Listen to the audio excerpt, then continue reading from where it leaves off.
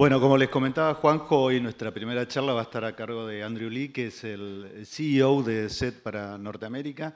Andrew, they give me some like one page talking about security, information security. I think that is not necessary. Okay, in your presentation you will cover all the things. La nota interesante es que Andrew viene de la parte técnica, o sea, como muchos de nosotros, o sea que entiende esto, no solo habla de esto, ¿no? I'm talking that you are coming from the technical side of the world, so you know what you are talking about. Andrew, thank you very much for coming. Okay, thank you. Hola a todos.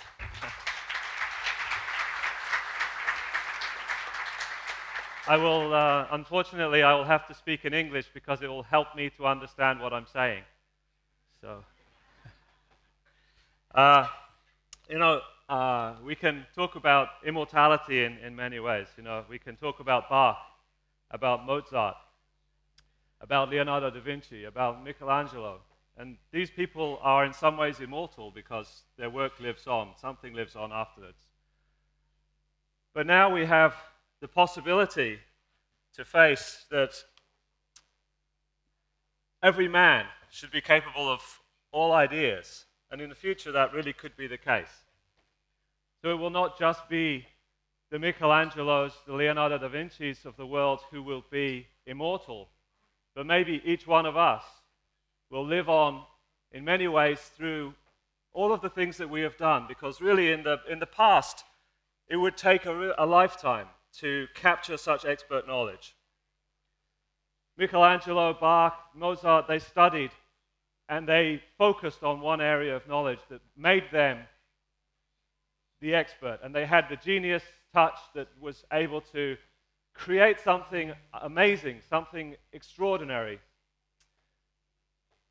But they could not capture every single aspect of their lives, and they could not have at their disposal all of the knowledge of the ages.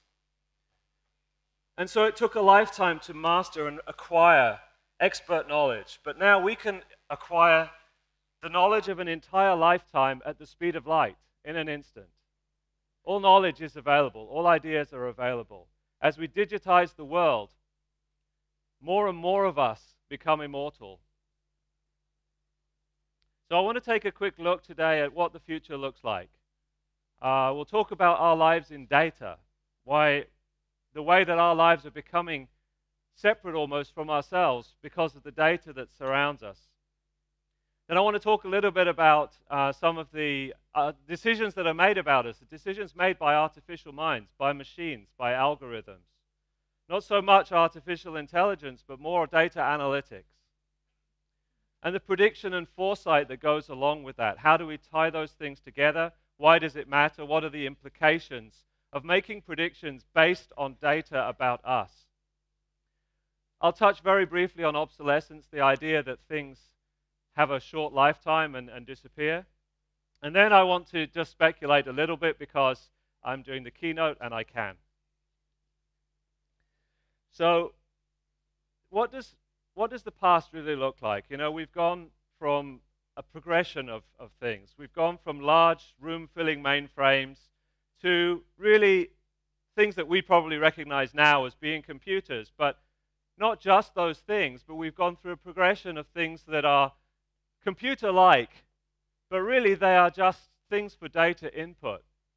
So right over here on the far right, we've got a pacemaker. You know, pacemakers are now pretty much computer data inputs. They have wireless capability. You can update them. You can extract data from them. You can record data in them, and you can use them for analysis. We wear wristwatches with all kinds of data capabilities, things that traditionally weren't smart or weren't computer connected, like TVs, refrigerators, cars, toasters, whatever you care to name, now has data sensors on it. So that really is the past. We have devices for accessing, entering, or modifying data. And that really can be anything that we want now, anything that has sensors on it, which is able to transmit, receive, or alter data in any kind of a way. So given that, what then does the future really look like? Well, we live in a data-driven society. Everything around us is driven by data. And inevitably, we are going to be recorded in this society. Everything that we do, everything that this society does is recorded. It's captured on film. It's captured in 1 million data points about us every moment of our waking lives, and sometimes in our sleep. Does anyone have these sleep monitor bands? You know, everything about our lives is being captured. Because of that, we have to ask ourselves, will anonymity, the idea that we can be anonymous in the world, be possible or even desirable at a certain point? What does the future threatscape look like? If we talk about threats in malware being, you know, things that can affect the data on our systems, what does the future of that look like? What happens if we have everything recorded and all the data is available? And how do we live in a society where everything can be captured? It's a very different way to live, knowing that everything that you say, everything that you do, everywhere that you go, it's recorded, it's captured. I'm being filmed right now, and okay, that's maybe not unusual for someone who's being spoken, but we've already been filmed this morning. As I walk to the elevators in the hotel, there are cameras capturing where I'm going. So as soon as we move, we're recorded, we're captured. And how do we live in that kind of society? What happens in this world where data about us has a life of its own? So first of all, let's look at the idea that all ideas are knowable. As I said, it would take a lifetime to acquire expert knowledge in the past, and today we can access all of the knowledge of a lifetime at the speed of light. Now, if we look at the size of a human brain, there are different ideas on how much data the human brain can contain, but one of the best estimates, I think, is by a scientist called Paul Reber. He seems to make a lot of sense, and it talks about 2.5 petabytes of information. However, for every day in 2012, over 2.5 exabytes of data was created every day. So that's about the equivalent of 2,500 brains worth of data per day being created and captured somewhere out on the net. And that was in 2012, and of course I just chose that number because it was 2.5 and it's easy to do the math. But surely the data capture has been increasing exponentially ever since. And a lot of that data is video. You know, we have a lot of video being captured now. And just to give you an idea, right now, around 300 hours of video per minute is uploaded to YouTube. And that's just YouTube. There are a lot of other video sharing services, a lot of country-specific ones with language-specific. But 300 hours per minute, no one person can ever watch all of the video that is being captured or that is being uploaded. We have more video to last us more than several lifetimes. But whoever controls that data controls the future, and they control the past. George Orwell said, "He who controls the past controls the future. He who controls the present controls the past." You know, the future is what we will make of it, but unfortunately so is the past.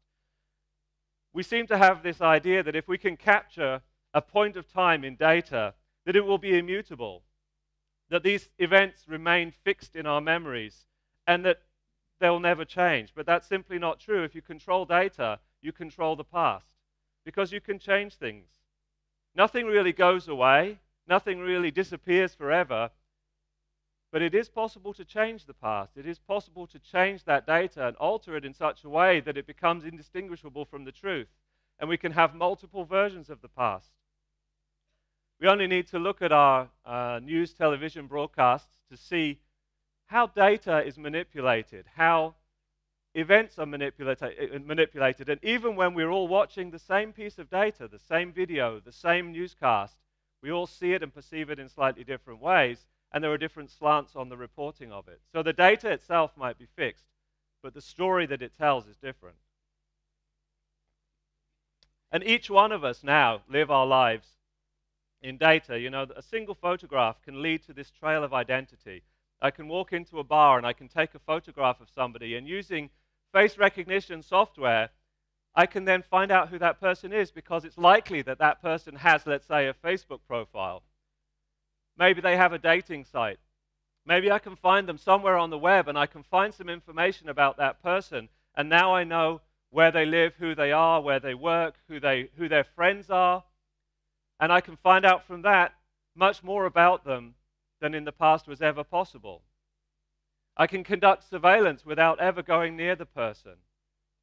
And you can imagine how employers or insurers or those kind of people can find that kind of information very useful. If you think somebody's committing insurance fraud, you simply just do electronic surveillance in the way of making sure that you can take pictures of them. Maybe you can cross-correlate that, find their Facebook profiles, find their Twitter profiles, and they'll surely give themselves away if there's fraudulent behavior.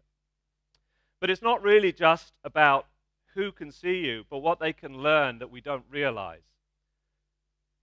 So who owns this digital me? Almost all of the data that is generated about us is in third-party control.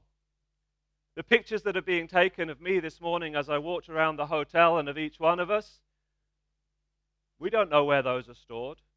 There's probably a server somewhere, maybe it's in the hotel, maybe it's not. But that data is being stored, and that data is being moved around, and it might be being shared with third parties that we don't know anything about. And so this third-party control is greater than ever before. Not only that, but all of this collection is progressing very rapidly. We have all of these things becoming sensorized. It's not just about video camera surveillance. It's not just about where we're seen and who we're seen with. But the very fact that we can have cross-correlations between things like a smart refrigerator, let's say. And a smart refrigerator might know, you all have them in hotels. They might know exactly what you've purchased because you just took the candy bar from the minibar fridge, and that fridge records that data somewhere and it adds it to your bill. Now imagine if you have something like that in your home, and it tells every time you take out the milk or every time you take out the butter, it records it somewhere, and it makes a new order when you're running out. It weighs the milk and it realizes, okay, you've got maybe 2 glasses of coffee left. I'm going to order more milk for you. Well, now it's got credit card data that's correlated with that, and now your grocery store knows what you're eating and how often you eat milk and what kind of milk that you like. And so it can target things towards you, but not just that. What about now if you go to your doctor and your medical record shows that you have a problem with your heart, something's wrong with your heart and you shouldn't be eating certain types of food? Well, now what if your insurance company can take that data and correlate the data and say, well, hang on, your doctor says you shouldn't be eating butter, but your refrigerator just ordered a load of butter and your greengrocer delivered it on Tuesday. What's going on? I'm not insuring you anymore. Maybe it's a little bit extreme, but we can see a world where these things have become possible, and whether or not they will happen is a different question. The reality is, given Murphy's Law, anything that can happen will happen. So it will be used, the data will be abused at some point. And this data is your digital identity. It is as much you as the face that stares at you in the mirror this morning. As you can see, I should have looked in the mirror for longer, but we have this body. We have a body which is a digital set of parts which exists separate to ourselves, and we don't have all that much control. But the data is searchable by others, even by us sometimes. It's traceable, it's trackable, and it's recognizable as you. If you go and look at my data when I'm not there, when I'm not physically present, you can still tell that that's me. All the things about me that have been recorded, all the profile information that has been built around me is as much me as I am. And that data exists with this life of its own. And we've heard a lot about metadata and those kind of things in the past, and we usually think about that in terms of, let's say telephone records, the numbers that I've dialed, the names of the people that I've sent email to. But there's a lot more metadata than that. All of this, in a way, is metadata. Any information that's recorded about my activity, my height, my weight, my hair color, my eye color, all of these kind of things that can be captured and sensorized and profiled, it's all really metadata about me as a physical person, as a physical body walking around in the world. So this metadata is very important. So our digital bodies exist in these data stores around the web. And most of the parts as I've said, are owned by third parties. Governments, corporations, medical health providers, internet service providers, insurance companies, retailers, car companies, whatever, you name it. There's a ton of data out there. And we have very little control. But the interesting thing is that our data is being captured and used by people, usually without any payment, usually without really very much consent or control. And there might be this agreement that, well, you own the data, like, that many of the user agreements, for instance, Twitter says, it's your data, you own it. But we know very well that in reality, they are using that data. They're using the data to capture things, to work out things, to find out things about us. And these stories that are told about us are slaves to the whim of the data masters. They are made captive. Our digital bodies are made captives by data masters over whom we have no control, over whom we've given no consent, and who we little understand, in fact. And so these stories become more complex over time. And in some of these stories, we're the hero, and in some of the stories, we're the villain. They might be stories we never get to hear. They have plots and they have subtext, and those stories determine who we are and how we are seen. But to ourselves, as the central character, these stories are a mystery. The person that may be seen in these stories, we may not recognize. And we may not be able to control those stories. And we can all think now about, okay, well, what about this? Well, does it matter what stories are told? Well, yes, it does.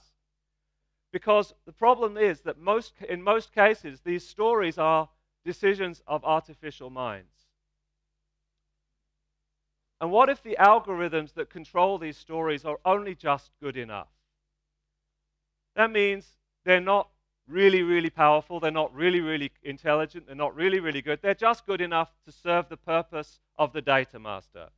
It doesn't really matter if Amazon or Facebook or whoever makes a few bad predictions. We'll laugh and see, oh, that's funny that it's recommending that. But we just ignore those recommendations and we move on. But what if it's your insurance company? What if it's your government?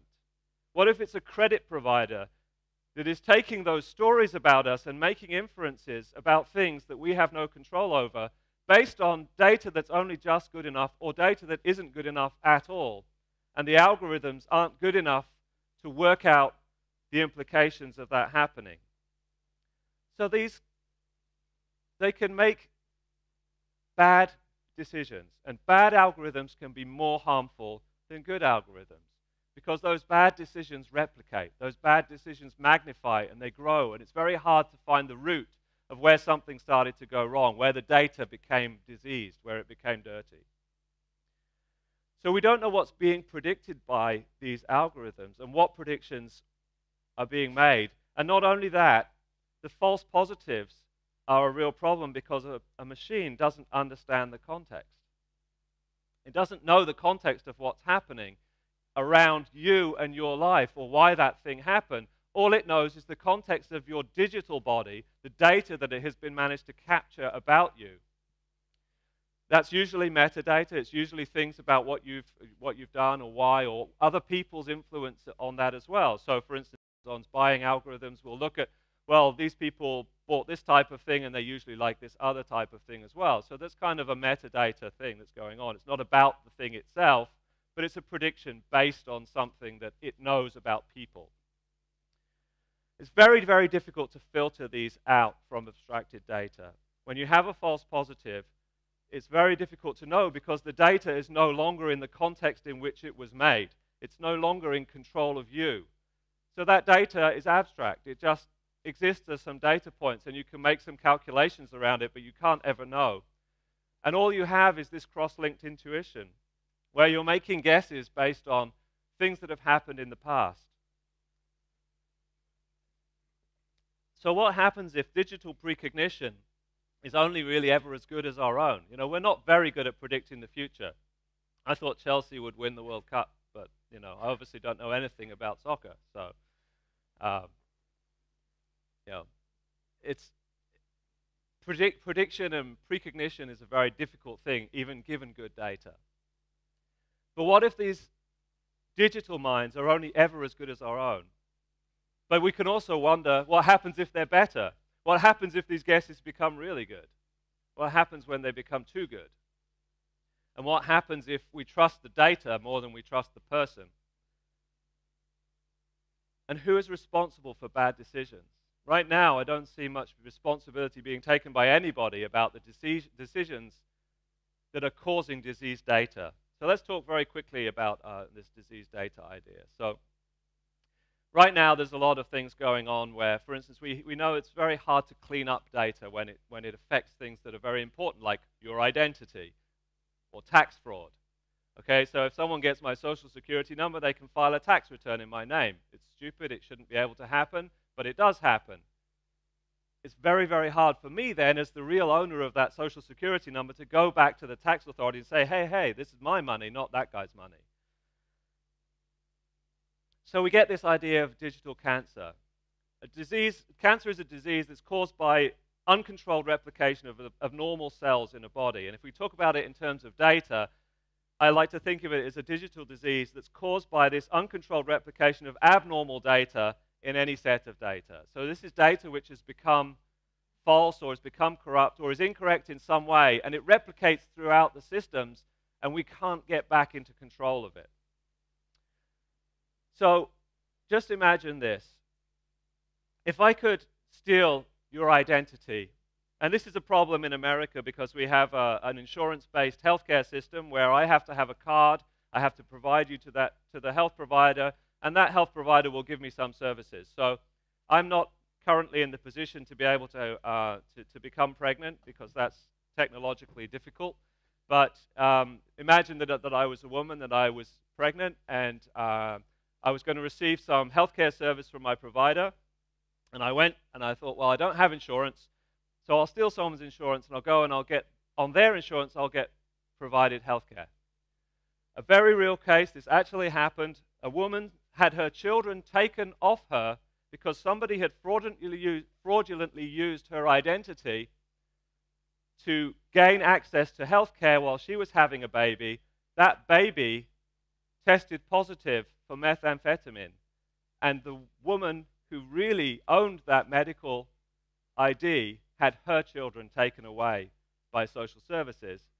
Different department, no contact ever between the physical person, not knowing what she looked like, who she was, and that she'd had her identity stolen, had her children taken away based on a decision in a database somewhere because the identity theft had happened. So these things are serious. They can really happen.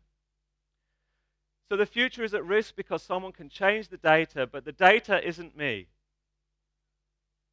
The data might be obsolete. And which is the real me? Is the real me the one that happened yesterday? Is the real me now, as I stand here speaking on this stage? Is it the me from 2 years in the future or 20 years in the future? So how do we manage to update this digital me while maintaining the integrity and the correctness of that digital me? We change, our ideas change, our thoughts change. But the data about us becomes fixed in time, and it becomes fixed in a set of algorithms that are analyzed again and again and again, and the conclusions become more and more divergent from who we really are. And this really comes down to the way that we design these algorithms in the future. The data's there, but the freshness and the use of the data is really important too. And right now, because there's so much data, we have to rely on decisions of artificial minds. So what now? Let's speculate a little bit. What if threatening somebody with immortality is worse than threatening them with death? What if I could say to you, okay, I'm going to just change some of the data, which means you'll never get credit, you'll never get health insurance, you'll never get this criminal activity removed, because people trust the machines more than they trust each other. Very hard to disprove. What happens if we store our memories?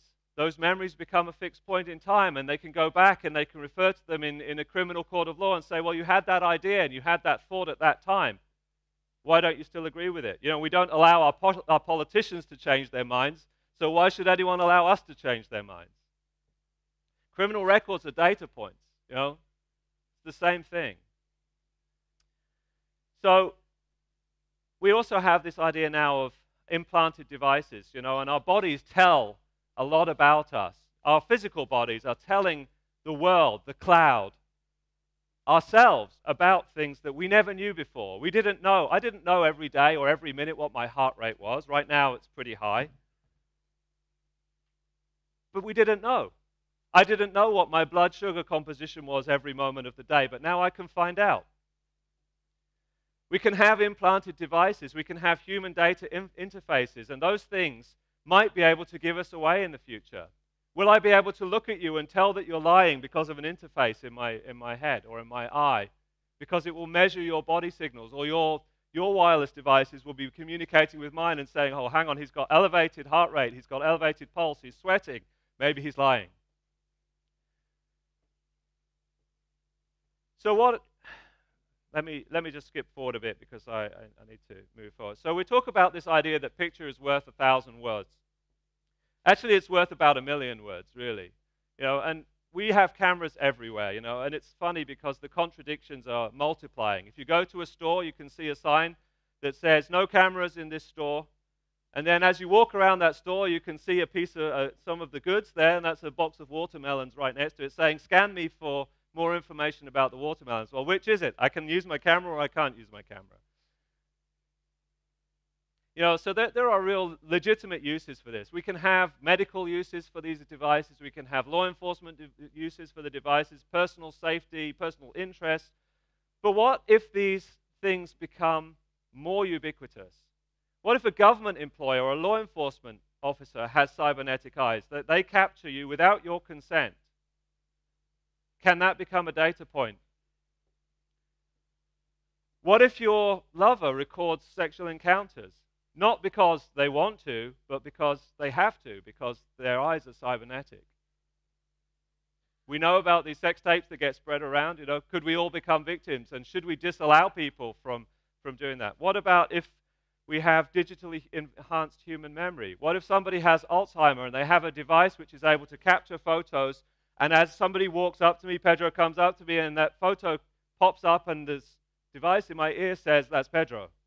So I know, even though my mind physically doesn't know, my device knows. So we have these issues, and there will certainly be abuses of these things, but that's not to say that we shouldn't embrace the technologies around them.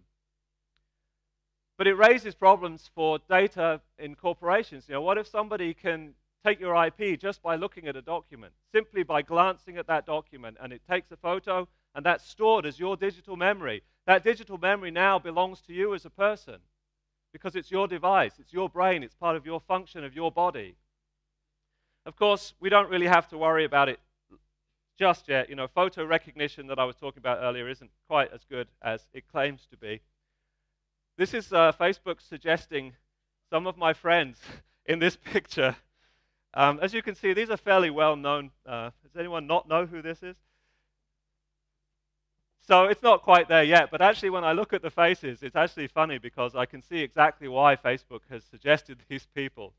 But we're not there yet. However, we have this situation, we have the ability to be there where these photo recognitions are becoming more ubiquitous, where they become very, very powerful.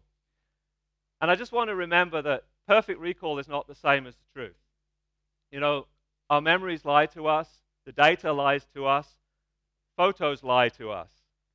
And just because we can recall with perfect clarity all of those data points and recall all of those things, it doesn't mean that it's true, and it doesn't mean that that's the reality.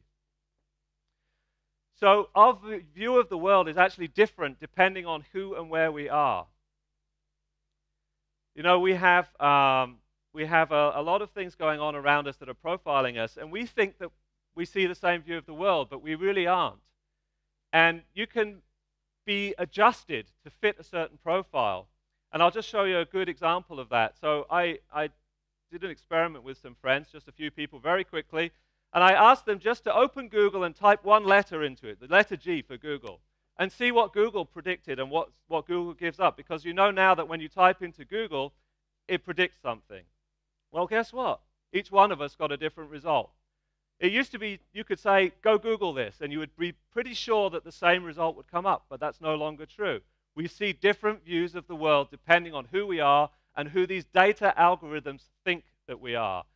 So all of these things become self-fulfilling prophecies.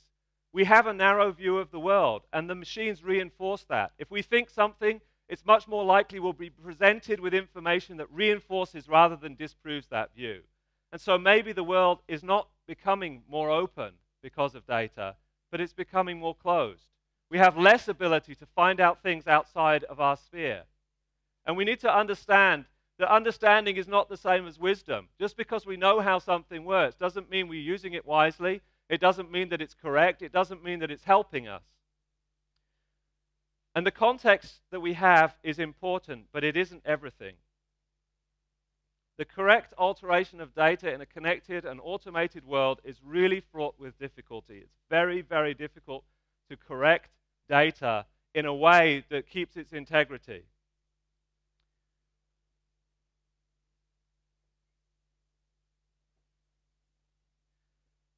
In reality, data creates a series of moments, and the past is constantly updated, and it's constantly used to update the future. Your choices are influenced by what has already happened, and we are known by the machine mind, and it can be forever.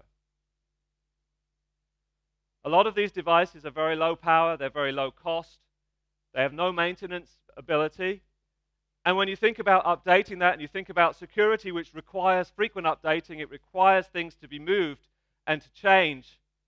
If you have a device which is basically throwaway, security becomes a secondary consideration. So how are we going to deal with this vast quantities of data that is being captured by devices which are no longer secure? This is a tremendous opportunity for attackers to exploit the vulnerabilities in these things, to corrupt the data about us and make that data tell lying stories about who we are.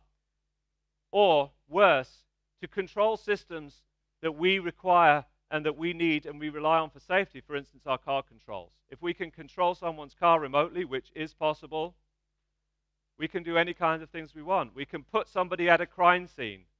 Let's say I can lock your doors, I can drive your car remotely, and I put you at a crime scene where you then become implicated in that crime. The other thing is, and let's just speculate just for a couple more minutes if you'll indulge me. If we have a memory which can be captured digitally, there is no way to change that memory as it's gone past. You know, our memories fade over time. As we get older, memories change.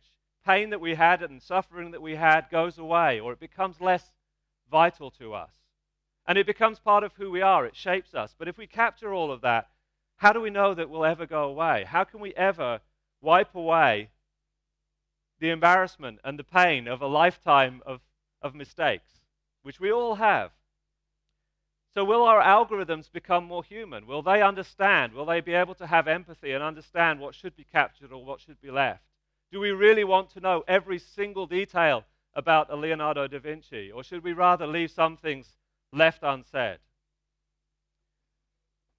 As we move forward into the future, you know, we can imagine that the best way to expand our sphere of influence outside of this small planet that we call home, we only colonize this one planet, but we could in the future colonize it with other planets. But the best way might be with artificial intelligences, hyper-intelligent, self-replicating machines which are capable of large storage. They're capable of learning from data and experience. These are fantastic opportunities. There are many things which are great about it. The future is a wonder. It's a way of preserving and producing knowledge that continues well after we are gone. However, we need to get that right, and we're now rapidly creating these technologies that allow us to see more, do more, live longer, be more.